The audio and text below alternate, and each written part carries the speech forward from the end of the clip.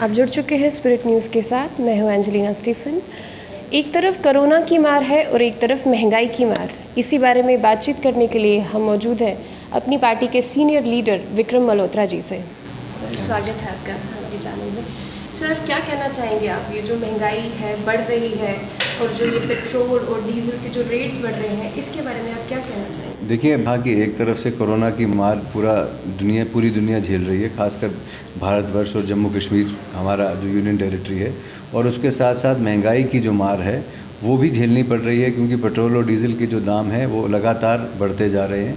और जबकि कच्चे तेल के दाम पूरी दुनिया में आज सबसे कम है, और उसके बावजूद जो एक ड्यूटी लेवी की जा रही है और लोगों से वसूला जा रहा है, मुझे लगता है कहीं ना कहीं ये आम आदमी के ऊपर बहुत बड़ा प्रेशर है।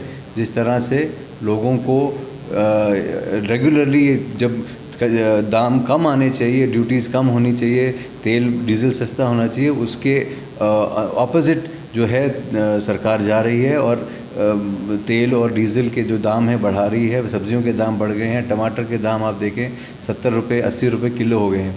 सो आम आदमी जहां उसकी आमदन का ज़रिया ख़त्म हो रहा है, जहां बेरोज़गारी बढ़ रही है, प्राइवेट लोग डिसंगेज कर रहे हैं अपने लोगों को नौकरी से निकाल रहे हैं, जहां 10-10 20-20 लोग शोरूम में थे वहां 10-10 लोग हो रहे हैं, तो बेरोज़गारी बढ़ रही है। जो प्राइवेट वैसे ही ऑप्शन जम्मू में कम थी और वो भी जब हमारे हाथ से जा रही है और उसके साथ महंगाई बढ़ रही है, तो मुझे लगता है ये ज़रूर चिंता का विषय है और इसके बारे में सरकार को सोचना पड़ेगा। क्या ये टाइम सही था महंगाई करने के लिए?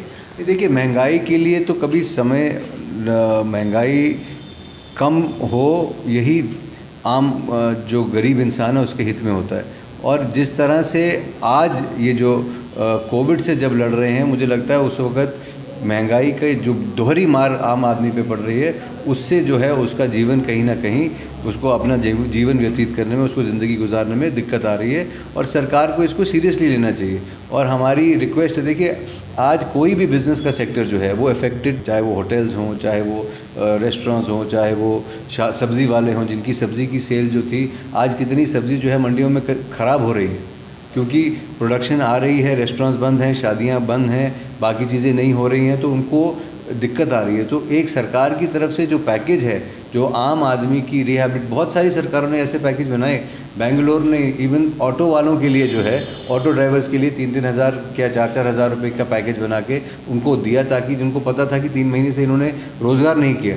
सो इस तरह के पैकेज जो है सरकार को कम से कम जम्मू कश्मीर जैसी बीमारू रियासत के लिए, जो जहाँ पे 40 साल से मिलिटेंसी की मार झेल रहे हैं, ऊपर से 5 अगस्त से लगभग हम बंद थे।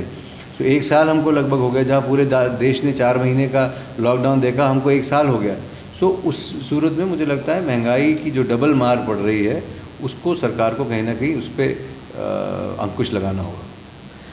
हम देखें टोल को लेके काफ़ी प्रोटेस्ट चल रहे हैं और बीजेपी का कहना है कि हमारा सीएम आएगा तो हम इस टोल को उखाड़ फेंकेंगे, तो उस बारे में आपका क्या कहना है? देखिए, बीजेपी का तो ये कहना, अलग अलग रोज़ नए लीडर उनके नए बयान देते हैं। कुछ उनके लीडर के बयानों को ही इंटरप्रिटेशन करने में लग जाते हैं कि नहीं, वो हमारे प्रेसिडेंट ने ऐसे नहीं कहा था, उनका मतलब ऐसे था जब उन्होंने कहा था कि मैं उखाड़ के फेंक दूंगा, खुद जाऊंगा उखाड़ने।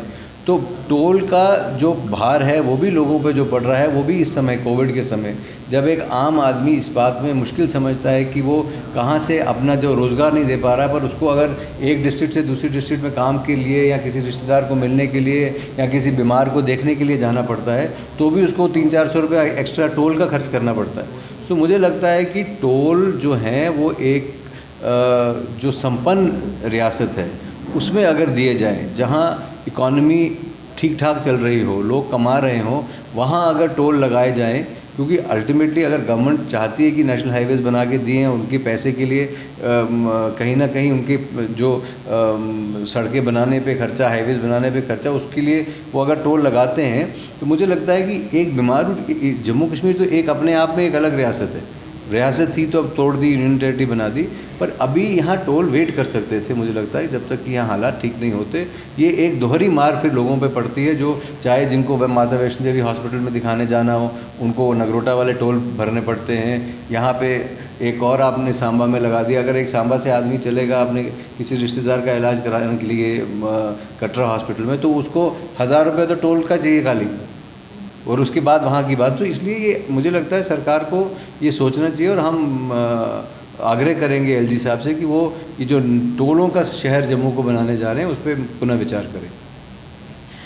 इंटरनेट की वजह से जम्मू वालों ने बहुत सफ़र किया, जम्मू कश्मीर ने बहुत सफ़र किया है, तो आपका क्या कहना है? जैसे एक तरफ 2G है और साथ में ऑनलाइन क्लासेस स्टार्ट कर दिए, तो इस पे आप क्या कहना चाहेंगे? देखिए, ये तो मजाक है जम्मू के लोगों के साथ। हमने पहले भी, शुरू से हम कह रहे हैं, अलग अलग टीवी न्यूज़ चैनल्स के साथ इंटरव्यू में बात करी, प्रेस स्टेटमेंट दी कि 4G जो है वो राइट है जम्मू कश्मीर के लोगों का। और अगर जम्मू पीसफुल है, और अगर जम्मू में लोग परेशान क्यों परेशान रहें? अगर जम्मू पीसफुल है और श्रीनगर की कुछ डिस्ट्रिक्ट ऐसी हैं जहां पीसफुल है, तो वहां 4G क्यों नहीं? क्या ऐसा 4G के साथ हो जाएगा जो आज एक तरफ से सरकार क्लेम करती है कि हमने मिलिटेंसी की कमर तोड़ दी, हालात सामान्य हो गए, 370 टूटने के बाद हालात अच्छे हो गए, तो फिर 4G क्यों नहीं? और आज जम्मू का बच्चा ये सवाल कर रहा है। आप ट्विटर पे जाएं तो ये ट्रेंड चला रहे हैं, फेसबुक पे जाएं तो लोग कह रहे हैं 4G वापस दो।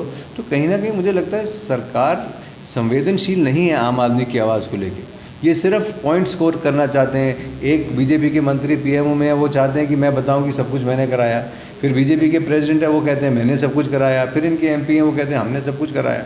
तो लोगों को आप राहत दीजिए, कहाँ से आएगी लोग समझ जाएंगे, पर आप राहत लोगों को दीजिए। और कम से कम 4G का जो मामला है वो हमारे नौजवानों के भविष्य के साथ मत खेले भारतीय जनता पार्टी, मुझे लगता है। अभी रिसेंटली जो इन्होंने SRO 202 जो रिवोक किया है और उसे 24 में कर दिया है, तो उसके बारे में आप क्या कहना चाहेंगे? देखिए, SRO 202 का हम चाहते हैं कंप्लीट रेवोकेशन हो। वो इन पीस किया है, इन बिट्स एंड पीसेस की जो रेवोकेशन है वो लोगों के हक में नहीं है। कहीं ना कहीं उनकी जो प्रमोशंस हैं, जो उनके वो अफेक्टेड हैं, जो ये टाइम पार कर चुके हैं SRO 202 की वजह से उनको फ़र्क पड़ेगा। और ये 2 साल का प्रोबेशनरी पीरियड भी क्यों रखना है?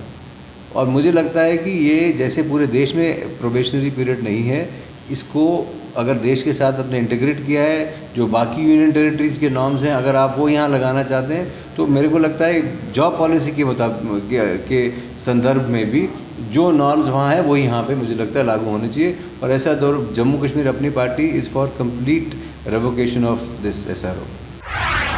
ये थे हमारे साथ अपनी पार्टी के सीनियर लीडर विक्रम मल्होत्रा जी, और ऐसी ही ताज़ा अपडेट्स के लिए जुड़े रहे स्पिरिट न्यूज़ के साथ। धन्यवाद।